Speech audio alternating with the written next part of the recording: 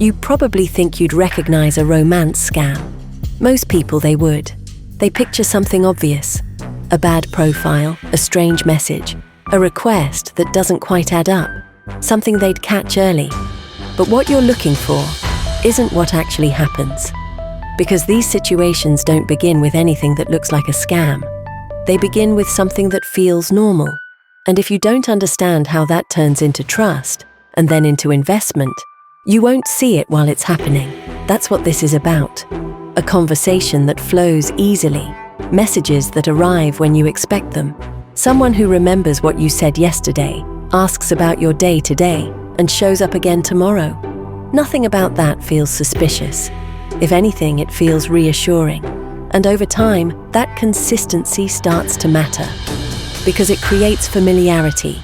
And familiarity lowers your guard in a way nothing else does. Not through pressure, not through urgency, but through repetition. The interaction becomes part of your routine, something you expect, something you look for. And once that happens, it stops being something you evaluate from a distance. It becomes something personal. That's the shift most people don't notice.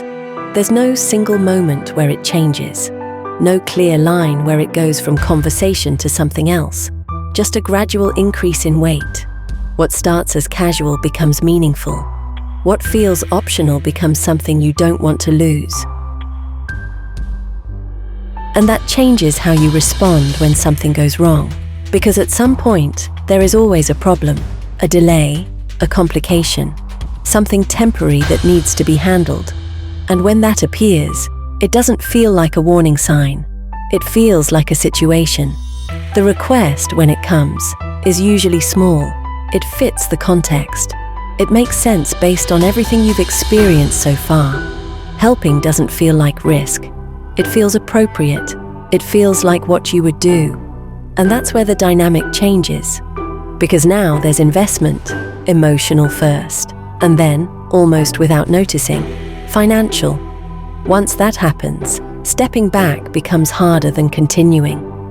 Not because there's no doubt, but because doubt has to compete with everything that already feels real.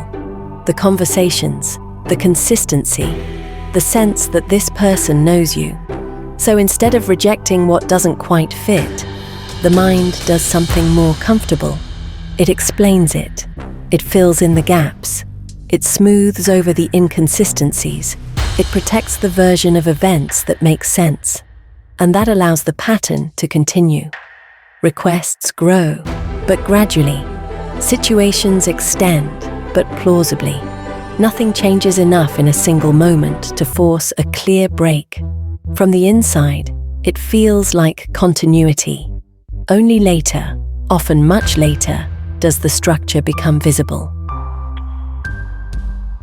And by then, the loss isn't just financial. Because recognizing what's happened means going back through everything, every message, every moment, and seeing it differently. That's not a small adjustment. It's a complete reframing. And that's why romance scams are so effective. Not because people aren't paying attention, but because they are responding to something that feels consistent, structured, and human.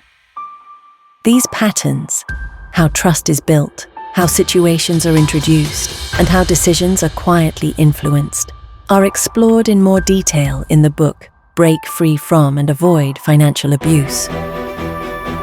The book looks at how these situations develop, how they escalate, and what you can do if you find yourself caught inside one.